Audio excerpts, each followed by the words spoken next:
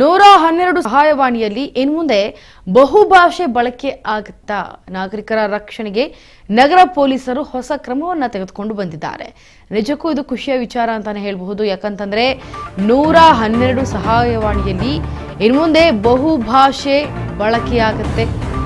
ನಾಗರಿಕರ ರಕ್ಷಣೆಗೆ ನಗರ ಪೊಲೀಸರ ಹೊಸ ಕ್ರಮ ಇದೆ.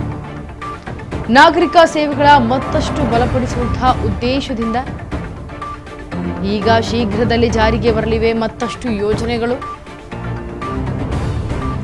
ಬಹುಭಾಷಾ ವೈಶಿಷ್ಟ್ಯ ಪರಿಚಯಿಸಲು ಇದೀಗ ಮುಂದಾಗಿದೆ. ತಮ್ಮದೇ ಭಾಷೆಯಲ್ಲಿ ಪರಿಣಾಮಕಾರಿ ಸಂವಹನ ಮಾಡುವಂತಹ ಸಾಧ್ಯತೆಗಳು ಹೆಚ್ಚಿವೆ.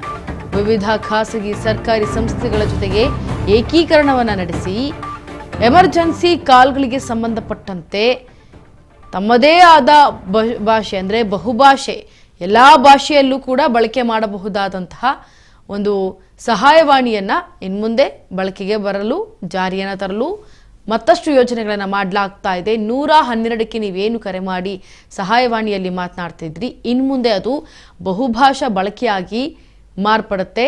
ನಾಗರಿಕರ ರಕ್ಷಣೆಯನ್ನ ಕಾಪಾಡುವಂತಹ ಹಿತದೃಷ್ಟಿಯಿಂದ ನಗರದ ಪೊಲೀಸರ ಹೊಸ ಕ್ರಮವನ್ನ ತೆಗೆದುಕೊಂಡು ಬಂದಿದ್ದಾರೆ. ಇನ್ನು ನಾಗರಿಕರ ಸೇವೆಗಳ ಮತ್ತಷ್ಟು ಬಲಪಡಿಸಬೇಕು ಅಂತ ಉದ್ದೇಶಿಸಿ ಈಗ ಶೀಘ್ರದಲ್ಲೇ ಜಾರಿಗೆ ತರಲಿದ್ದಾರೆ ಮತ್ತಷ್ಟು ಯೋಜನೆಗಳನ್ನ.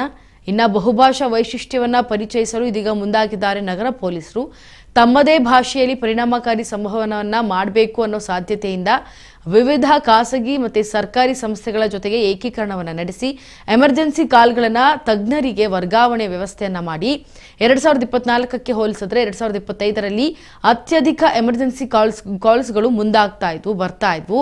ಹಾಗಾಗಿ 2020ರಿಂದ ಆರಂಭಗೊಂಡಂತಹ ಈ ಸೇಫ್ ಸಿಟಿ ಯೋಜನೆ ಏನಿದೆ ಇದನ್ನ 2022ರಲ್ಲೂ ಕೂಡ 2.94 ತುರ್ತು ಕರೆಗಳನ್ನು ಸ್ವೀಕಾರ ಮಾಡಲಾಗಿದೆ. ಹಾಗಾಗಿ 2023ರಲ್ಲಿ ಏನು ಬಾಡಿ ವಾರ್ನ್ ಕ್ಯಾಮ್ರಾಗಳ ಅಳವಡಿಕೆಯನ್ನು ಮಾಡಲಾಗಿತ್ತು, ಅದು 2024ರ ವೇಳೆ ಟ್ರ್ಯಾಕಿಂಗ್ ಲಿಂಕ್ಗಳ ಸೇವೆಯನ್ನ ಮಾಡಲಾಗಿತ್ತು. KSP ಮೊಬೈಲ್ ಸೇವೆಯಲ್ಲಿ ಸೇಫ್ ಕನೆಕ್ಟ್ ಏನಿತ್ತು ಆ ಆಪ್ನ ಪರಿಚಯ ಮಾಡಿತ್ತು. ಈಗ ಡೇಟಾ ಪ್ರಕಾರ ರಾಜ್ಯದಲ್ಲಿ 9% ಹಾಟ್ ಕೇಸ್ಗಳು ಇಳಿಕೆಯಾಗಿದೆ ಅನ್ನೋದು ಸದ್ಯಕ್ಕೆ ಮಾಹಿತಿ ಲಭ್ಯವಾಗ್ತಿದೆ.